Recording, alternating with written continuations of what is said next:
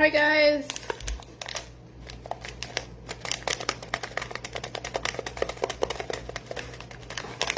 Welcome in.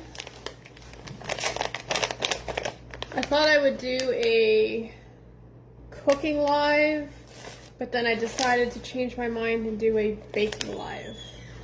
Only because 4th of July is coming and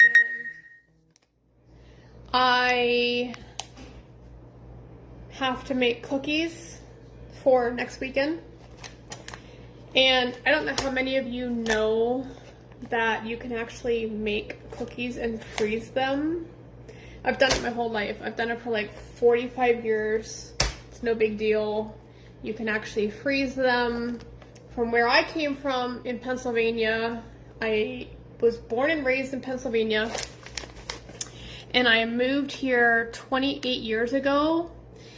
And it's the tradition back in Pennsylvania, Pittsburgh, that people freeze their cookies like during the holidays and stuff like that.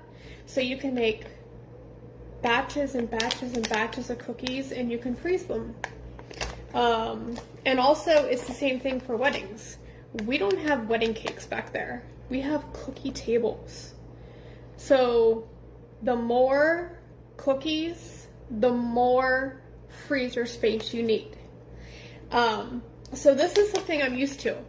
So I'm gonna make M&M cookies, and it's from my mother's recipes. I put this together probably about 8 to 9 months ago, and I compiled the cookbook and I published it. I published it in memory of my mom. My mom passed away in 1998, and I dedicated it to her. My mom used to cook every day for my dad and myself. I am an only child, and so